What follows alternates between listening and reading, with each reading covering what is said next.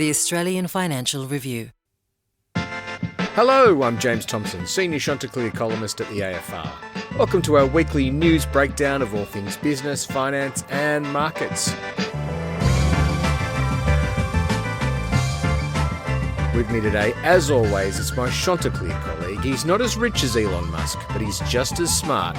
It's Anthony Macdonald. How are you, Anthony? Elon could have the money, mate. 14 kids, he needs it. Good point. Well, this week we examine Judgment Day for Elon Musk as his AI hot air balloon SpaceX takes flight on the New York Stock Exchange. We kick around the business of the World Cup and football in general, and we look at a household name eyeing off a big deal in Britain. But first, Anthony, you did some great digging this week on the big fat bet that's building against our big four banks. Now, your data showed that the short positions against the banks, that's investors who are betting that share prices of banking stocks will go down, not up, those short bets have hit a record $11 billion, which is pretty impressive, Anthony. What's going on here? What's not going on here, James? Seriously, the banks are getting squeezed on all fronts, and I think that's what these short positions showed. So obviously you got mortgage competition, deposit competition, pressure on the bank's margins. You got the slowing economy, you got the rate rises, you got the prospects of more interest rates potentially. Yeah. So that's more slowing of the economy. You got the budget and specifically changes to the negative gearing and capital gains tax, which could slow down housing investment and bank loan book growth. And you got house prices, and after decades of seemingly going up year on year, they're starting to slow, James. So all that pressure equals pressure on banks' earnings, and you add in rich valuations. So we talk a bit about bank shares in Australia trading very richly compared to banks offshore, particularly Commonwealth Bank, the most expensive bank in the developed world. So you're paying a lot for bank shares at the moment as a proportion of their earnings. Their earnings are slowing. So yeah, we did some calling around on Tuesday, and it's funny, I didn't find a long-short Australian fund manager. So out of the hedge funds that can short Australian shares, I didn't find one that said, no, we're not shorting the banks. Right. It feels like they're all having a little nibble. Okay. And they've sort of, they've been there for a little while, but it sort of stepped up in April once it became clearer that these changes were coming in the budget, that there really was going to be potential pain for the banks earning here. So stockbrokers here, they're onto the story, James. I know of two that are up in New York this week trying to get the New York funds interested in it. So they're trying to create a bit of a thing here. Yep. To be honest, I think it's more just about, this one's just about the earnings, and the bank shares are a bit expensive. I mean, I don't think anyone's tipping the full collapse of the Australian housing market or the banking sector. Yeah. So we'll see where it goes. CBA's been hit the hardest in terms of the most short bets against it since the budget, probably because it's the biggest bank with the biggest housing and deposit books. Westpac sort of hit next hardest. So, yeah, people are piling against them. Anthony, this is not the first time people have tried to short the banks, but this is known as what's called a widowmaker trade, because people get excited about it and then it spectacularly blows up in their face. We've seen this a few times. People have been against the banks. Australian fund managers have been underweight the banks forever. And what do bank stocks do? They keep going up. Is there any chance that this will be another disastrous bet for the short sellers? Oh, for sure, James. This isn't just a widowmaker. This is the widowmaker. Point. But in the past, it's tended to be around the collapse of the Australian property market, because people offshore look at house prices here and they're like, they can't keep going up. They just can't keep going up. 8% a year is not normal, whereas for us, it's become normal. So, yeah, like I said, I reckon this is just about the bank earnings. And James, let's have a quick look at a household name that hit the news this week, Chemist Warehouse, or rather its parent company Sigma Healthcare. It's considering a $14 billion deal to buy iconic British chemist chain Boots in what would have to be a huge step outside its natural home of Australia. What do you reckon? Is this a good idea, or could this deal have some nasty little side effects? Oh, I don't know about this one, Anthony. We've seen many Australian companies go to Britain. Old Blighty, the mother country. Yeah. Looks so easy, doesn't it? They speak the same language as us. Similar laws. They like fish and chips and beer like us. What could go wrong? Surely the same concept in retail will work. Hasn't always worked out like that. I remember, of course, Bunnings, Anthony, tried to go to the UK and take over a struggling hardware chain there and turn it around. Failed spectacularly. And I think that experience will be ringing in the ears of investors. The other problem here is that Boots is currently owned by a private equity firm. Investors are very nervous when acquisitions happen and a private equity firm is involved, because the suspicion is that the private equity firm's dressed the business up for sale. It's made it look better than it might be actually trading. It's papered over the cracks, and then the new buyer comes in and it all falls apart. So those are the two risks. Now, against that is just how good the Chemist Warehouse guys are at retail. Mario Verrocchi, he's the CEO of Chemist Warehouse, working inside Sigma. For a long time, he's looked at Boots as a sort of hero, as a model that Chemist Warehouse could follow. And now he's got a chance to buy the whole thing for $14 billion. The problem is, Anthony, Boots has had 5 years of uncertainty over who's actually going to own this thing. It's come off the boil. Verrocchi even said last year himself that it looked like the model was past its best. So, look, if Chemist Warehouse is going to do this deal, it has to get a really good price, doesn't it? Yeah, we'll see. I mean, like you said, James, it's so easy to think about companies that have come unstuck in the UK. And Wesfarmers springs to mind. I mean, the best thing about its one was it bought a business called Homebase in exactly the place that wasn't its home base in the UK. It blew up. Like, the irony was gold. But, AMP, NAB, Slater and Gordon, Link Administration Holdings, like they just roll off the tongue, the bad examples in the UK. Yeah, maybe Chemist Warehouse and its parent Sigma gets a bargain here, and maybe they can whack some of that Chemist Warehouse magic. The way that Mario tells it is retail's just very, very simple, and I'm sure he could go over there in an instant and tell you the 59 things that Boots is doing wrong in its stores, and it doesn't have the right stock in the right places, and all that stuff, and maybe it's true. But, I mean, if they really are paying US $10 billion for it, that's 14 billion Aussie. I mean, to do that, they're going to have to raise a heap of equity here in Australia. It'd be a really big bet for a company that, in terms of listed markets, we're still just getting to know it. That's true. So, but straight away, I mean, investors, analysts are like, no way, don't do it to us, please. It's just funny, the reaction. One other interesting thing, Anthony, just to bring this to a conclusion, we've talked a lot about the merger between Chemist Warehouse and Sigma. It was finally consummated in early 2025. You look at the share price, it's really gone nowhere since then. It had a big spike in the lead up to then, so that's fair enough. But since then, I think the market's a little bit more watchful on this Chemist Warehouse growth story, how much growth's already in the price. So I think that's another thing that investors will be looking at and thinking about as we wait for more news on whether they're going to go Boots and all in. Yeah. Okay, James, let's jump into our first big topic. It's ground control to Major Musk. It is go time. Yes, Elon Musk's AI rocket ship SpaceX is finally set for takeoff on Friday night as it starts trading on the New York Stock Exchange. It's a huge deal, James, raising about US $75 billion in equity at a valuation of US $1.75 trillion, about 2.5 billion Aussie or more. But this is more than just a test for Elon Musk, who's the co-founder, the chairman, the chief executive, the chief technology officer. This has become a huge test for global markets, which are increasingly wrapped up in the great AI trade. James, do we have a sense of how SpaceX is going to trade on Friday night? And what do you think it means for OpenAI and Anthropic, the other big AI companies, which have also said they want to IPO on Wall Street? Well, before I get to that, Anthony, geez, Elon Musk must have a great business card for SpaceX, mustn't he? I mean, you could barely fit all that stuff in. Yeah. Four separate titles. I reckon that's great. Yeah. How's SpaceX going to trade on Friday night? I have absolutely no idea. I think if you'd asked me this 2 weeks ago, I think we did actually talk about this on the pod a couple of weeks ago. I thought there'd be a big pop in SpaceX's share price. But if you look at what markets have done this week, they are pretty nervy right around the world, and particularly in America. We've seen some worrying data on US inflation and how hot the US economy is. Does that mean interest rates need to go up? That spooked the AI trade a little bit. We've seen, as you said, OpenAI and Anthropic are both coming to market. Both will have pretty big equity raisings and big valuations. I think that spooked the market a bit. So it's tough to see how this goes. I mean, the question we've got to think about, though, Anthony, we've seen Google raise $80 billion US in the last little while. We're about to see SpaceX raise at least $75 billion. Oracle was out on Wednesday night talking about raising $40 billion. The amounts of money that is needed to feed this AI trade are huge. And I think there is a question, is there enough capital in the world to go around for SpaceX and then OpenAI and then Anthropic, or whichever order those two come to the market in? I think that's an open question.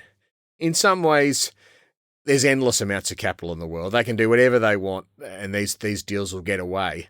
But I just wonder, we could be talking about $500 billion, half $1 trillion US dollars of equity raisings in the space of, 3 or 4 months. Yeah. That is a lot of cheese for the market to chew on. And, I think there's a chance that there could be a bit of indigestion after all that. Anthony, we've had some really good questions on AI this week from the listeners, and I wanted to bring in one from Dan, who asks a really good question. If Australia is becoming increasingly exposed to the AI bubble through our super fund investments in US equities and the emergence of data centers in this country, do you think regulators should start thinking about the macroeconomic consequences of a pop in the AI bubble and what that would mean for the Australian economy? Perhaps it's time for the RBA to look back to the lean versus clean lesson from the Fed's GFC response and start thinking about these AI bubble risks in their rate decisions. Although Dan says he imagines Michelle Bullock wouldn't be inclined to make a rate decision because Australia might be exposed to the AI bubble. It's a really interesting question, though, and I imagine Dan's right. Financial regulators would be thinking a little bit about the AI bubble and what could happen if it all went wrong. Yeah, good timing, Dan. RBA board meeting next week. SpaceX will be in there. There'll be lots in the statement, I'm sure. I don't know that AI bubble's going to get a mention, though, James. I think Dan in New South Wales has probably been reading some of James Thomson's columns. He's clearly tuned to the AI bubble risks. Yeah. And it really does keep driving markets. Just my 2 cents on AI bubble. Firstly, Dan, it's attracting a lot of cash flows. I mean, there's plenty of stuff that won't go broke if this bubble pops. The big tech companies, the hyperscalers, they're the ones investing, combined US $750 billion a year in AI, which sort of sets off this scramble that now lots of others are chasing. I mean, they'll be flush with cash still. They've got strong balance sheets still, which they're starting to use, admittedly. But, if this AI investment gets wasted, they don't go broke. They will just have dusted an absolute truckload of cash. I mean, the frontier labs, your OpenAI, Anthropic, SpaceX, Grok, I mean, they're all in ramp-up modes. They'd be in trouble. But these guys alone have huge valuations. They've been raised from external investors now. If they went broke, I mean, there's not a lot of leverage in there.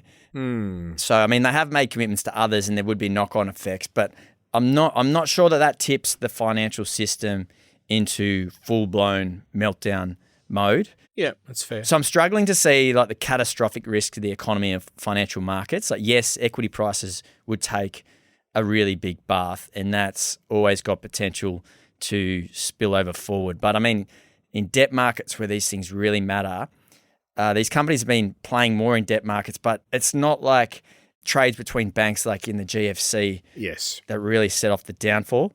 But I mean, to Dan's question, we are seeing regulators do things differently. And, we saw ASIC with this SpaceX float agree to let SpaceX, basically Elon Musk, go into Australian mum and dad's homes and pick their pockets for this float. I mean, that's the first time this has ever happened. And ASIC allowed it to happen. It said you can do it using your US prospectus, which is full of outlandish things, James, like 5-year forward total addressable markets, like Elon Musk's pay packet, which is linked to getting 1 million people living on Mars, all this sort of stuff, no forecasts. I mean, ASIC wouldn't normally go for it, but here they've just decided it's too big to not be part of. Yeah. Australians are going to be exposed to this through their superannuation funds, through share market indices.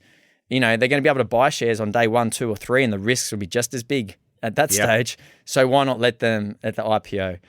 So it's quite a pragmatic approach from ASIC, but you do also have to think again when rules start getting a bit bent.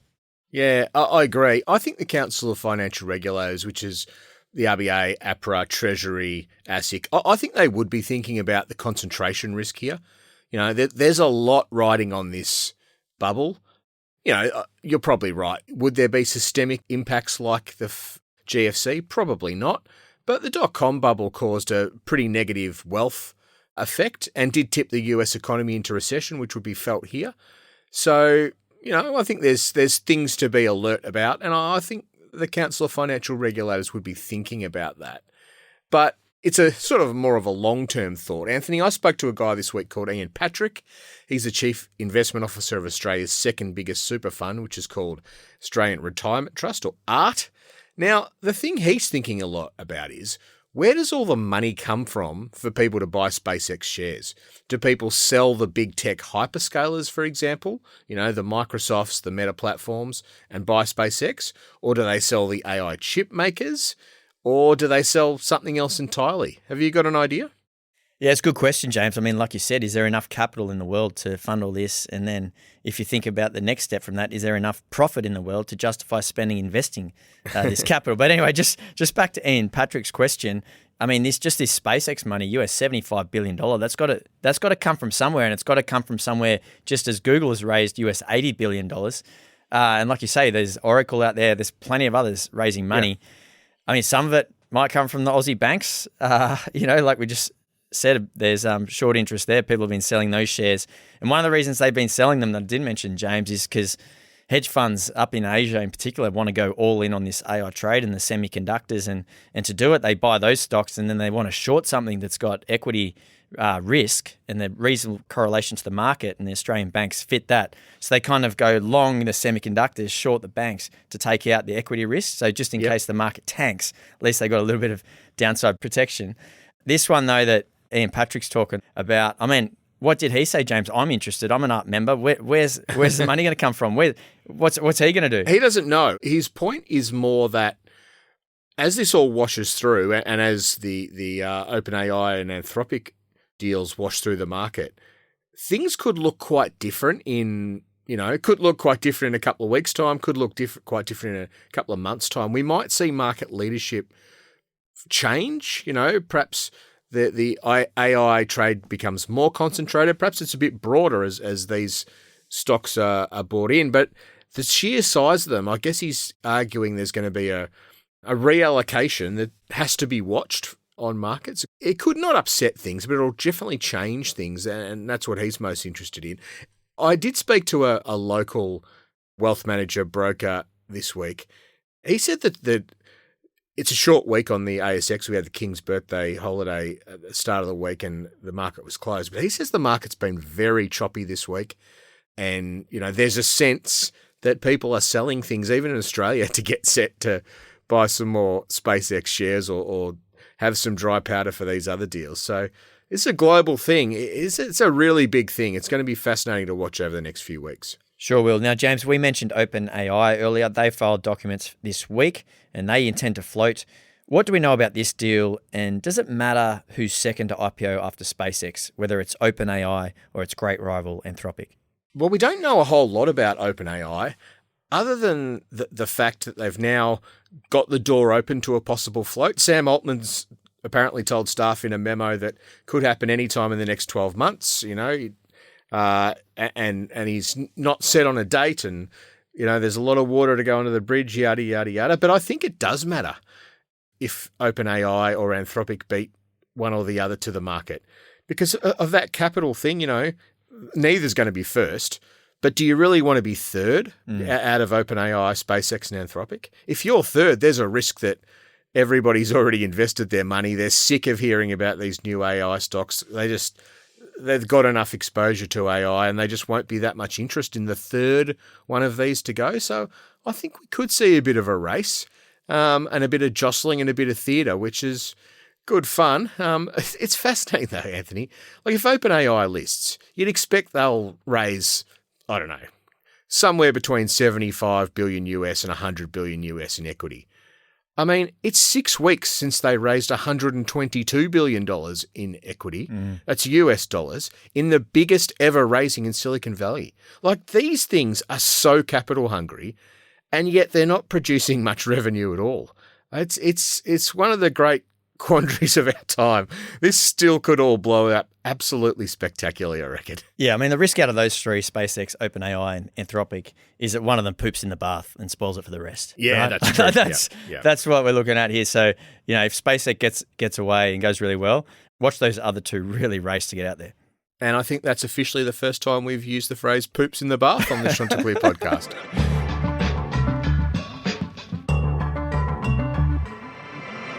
All right, Anthony, moving on from that, now for something completely different. As well as being one of the country's great former auditors, you are also a star of the soccer pitch. Yes, Anthony is a star defender for the Inter Lions in the local Sydney over 35s comp. And you're currently right up the pointy end of the ladder, my spies tell me. I couldn't find many other statistics, but if anyone's seen Anthony out there on the pitch, please send your correspondence in and give us a full review of his recent performances.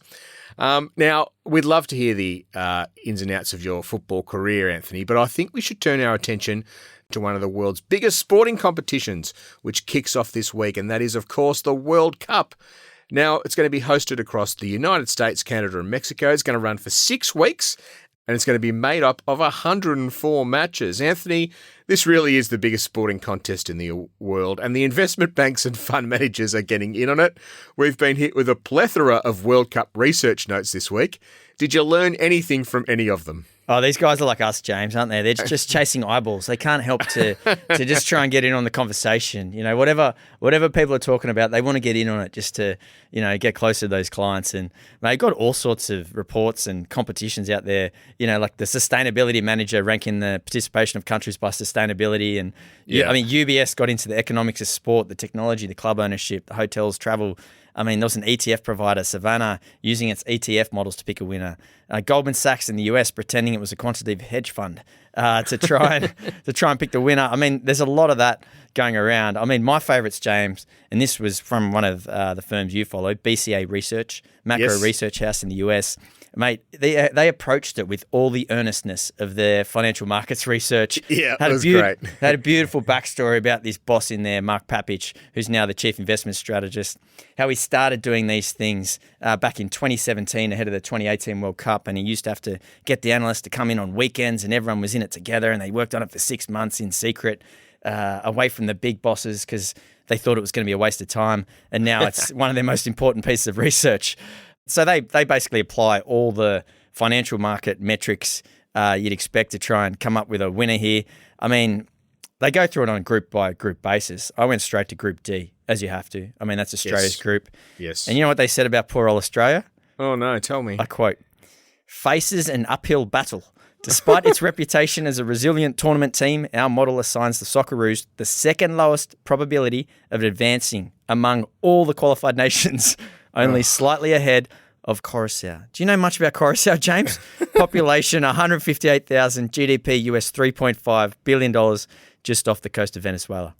Jeez, 158,000 people. That's no good. But like, there's been a lot of pre-talk World Cup that this is just a giant money grab. FIFA, which organises the games, they've increased the number of teams from 32 to 46, increased the number of matches from 64 to 104, taken most of the games to the big stadiums in the US and jacked up ticket prices. Like, can you blame them for doing it? I mean, they're expected to make about US $10 billion in revenue. Is this just the reality of sport in 2026? I think it is. I mean, these events become bigger and bigger, and the revenue generation becomes bigger and bigger, and the number of people who are in there to clip the ticket becomes bigger and bigger. Now, you know, everybody sort of says, oh, FIFA's doing this, but all that, well, a good portion of that money flows down through the game to country football associations, including the Football Federation of Australia, or Football Australia as it's now known. So everyone's going to have their fingers in the pie trying to get a cut here. The increase in the teams from 32 to 46 is the real bit that gets me. As you said, it allows you to jack up the number of games by 40%. But, you know, making the World Cup used to be quite a difficult thing. Mm-hmm. All of a sudden, it's a hell of a lot easier. And I wonder if that's going to dilute the competition or make it more exciting. You know, in some ways, it's going to make it painfully long. This thing's going to go for 6 weeks. Totally. My God. It's 3 times longer than Olympic Games. And so you wonder if that's going to make it hard to capture interest over that entire period. We're already hearing that the interest in America isn't that high anyway, although the tourism and visitation sounds like that'll take care of that largely. So, yeah, there's a lot to watch here. How full will the stadiums be? Will the interest wane over the course of the tournaments? Does it feel like the sort of specialness of the World Cup's been diluted with that increase from 32 to 46 teams. But Anthony, let's come back to that $10 billion US revenue figure. How's it actually going to be collected over the course of the 6 weeks, and how does it compare to the previous World Cups? Well, it's about 30% more than last World Cup, James, albeit it's achieved with a lot more matches. So the FIFA's trying to get much more bang for its buck, but then you also sort of dilute the returns you get as well. So they are more matches, but probably the return per match, if you looked at it like that, it actually goes down. So of the money it's getting, about US $4 billion comes from TV rights, sold globally. This will be in TV, homes all around the world. That's the biggest piece. Another $2 or $2.5 billion in advertising, $1 billion or so in licensing, nearly US $3 billion in ticketing and hospitality. And that's the big driver of the increase this year, because there's so many more games, because they're holding them in these bigger stadiums, because they're holding them in a reasonably wealthy country like the US. They've jacked up prices. I mean, that's where they're really going for the money grab. It's in the actual tickets and hospitality, people going to the game, the big grounds. I mean, there could be about 6.5 million people attend. Yeah. Which would be about twice as many as the 2022 World Cup. But all up, like I said, you're talking about 30% more than the last World Cup, 40% more than the World Cup before that. The numbers are just going one way, and they're really milking it for all it's worth. Now, James, I asked you before, what you think this says about the state of sport. But do you reckon, you mentioned the Olympics, do you reckon this puts pressure on something like the Olympics to go for longer just to try and squeeze more money? Well, not sure about that, but I think what this tournament is going to do is it feels to me like a peak of commercialisation. It's setting a new bar of commercialisation. This is a business with a sport on the side of it. And I think we've seen world sports go this way. We've seen private equity get involved in sporting teams. We've seen the commercialisation and the sale of media rights become, much asset classes in their own right, basically. Mm-hmm. And so I think what we're seeing here is FIFA and the World Cup setting a new bar. I don't know if you've seen much of the advertising, various different businesses advertising around the World Cup. They're not even allowed to use the words World Cup. They've got to use the big game or the big soccer tournament or something like that. So this is a sort of maximalist approach to sports marketing and sports commercialisation. So I think it does set a new bar. Sometimes, though, Anthony, you can push these things too far. And I wonder if people will get to the end of this tournament and say, that was just too much. Ticket prices were too much. The hospitality maximisation was too much. The sporting rights were too expensive. The commercial stuff, we've overstepped the mark here and we'll have to wind it back. I'm not sure. Could go either way, but sport is a proper asset class now, and I think this World Cup is going to be the culmination of that. And I'm not sure it's a good thing or a bad thing, because you know what's going to happen, Anthony. You get to the end of this tournament, the best stories are going to be about what happens on the field. The feel-good stories about a team or a player that comes from difficult circumstances and sets the tournament on fire. That'll be what we remember. We won't remember who the major sponsors were or what games Donald Trump went to. So you hope the sort of sport shines through in the end. Anthony, I know you've studied all the predictions this week, so I've got to ask you, who's going to win the World Cup? Oh, tough one. Let's go Argentina. Argentina. What do you think? I like a long shot here. I'm going Australia. Oh, yeah. I don't care what BCA research says. I think we're going to get out of Group D, go on a miracle run, and we'll be, you'll be buying Socceroos memorabilia in the streets for days after this tournament. It's going to be very exciting. Yeah, it'd be good to have something fresh to talk about, James. It can't all be about putting chemist warehouses on Mars. Indeed. All right. Well, the first game's for Australia's on Sunday afternoon, so tune into that. We'll be back after the break to talk about the next big match in RBA versus the economy. Back in a sec.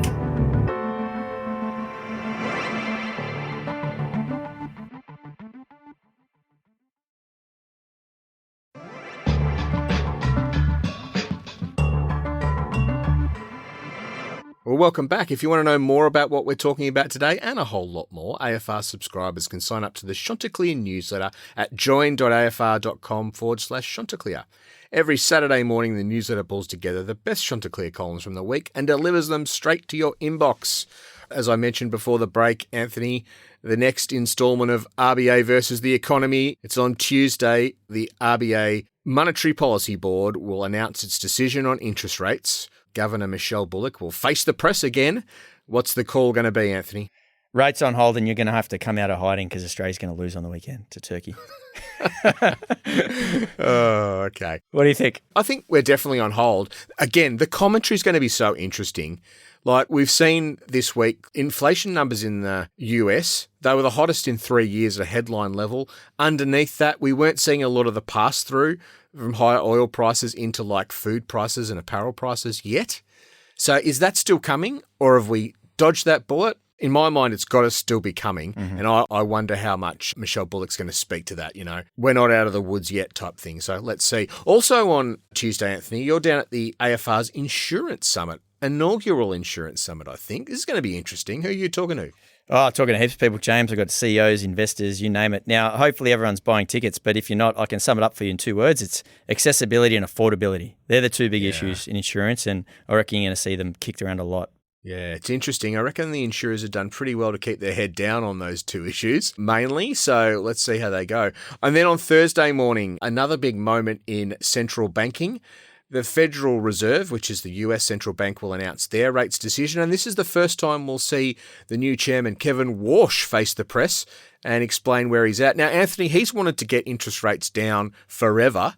Doesn't like the Fed and how it works. Now he's the boss. Inflation's on the rise. What's he going to tell us? Bad luck, Chairman Warsh. I mean, you pitch one thing, but you're faced with another. I mean, all the talks about dot plots, where the dot plots are going to be, whether Chairman Warsh is going to put his dot on the dot plot or sit it out.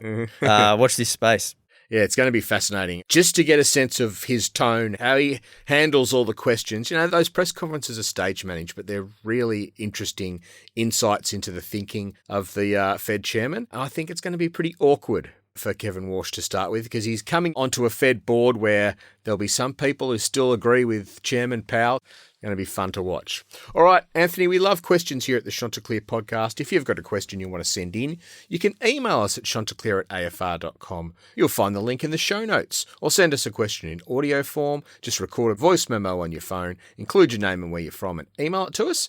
And of course, there's also a widget on the bottom of every Chanticleer article at afr.com, so you can send in a question that way too. Now, this question came from the widget, Anthony. It's from Maya in Queensland, and we'll ask our producer, Iona, to do the honours.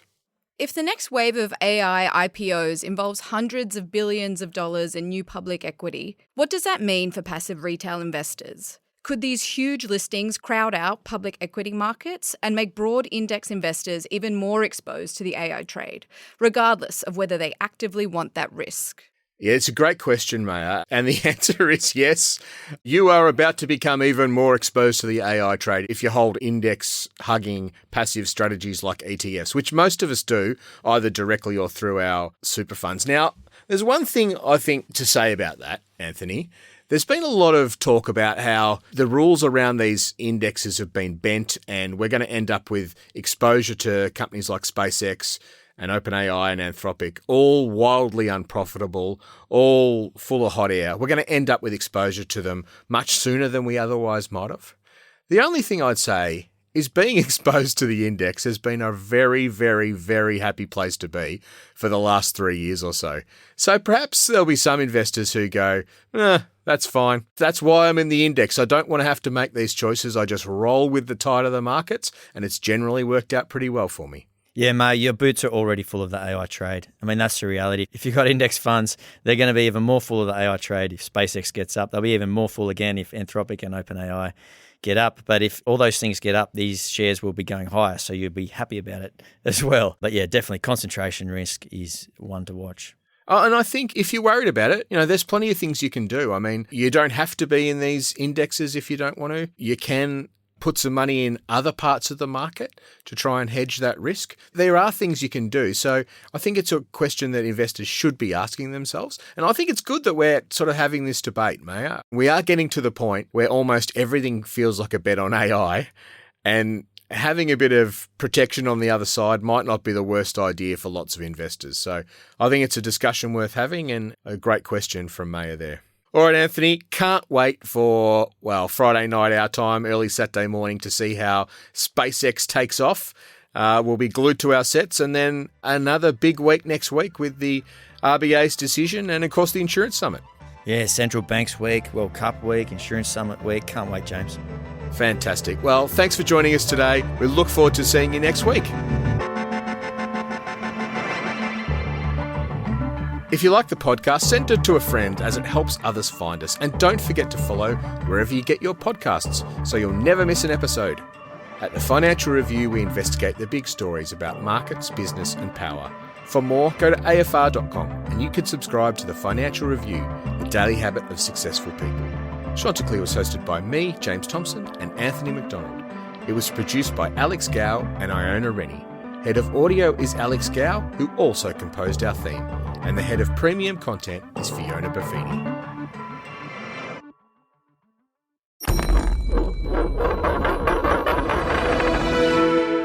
The Australian Financial Review.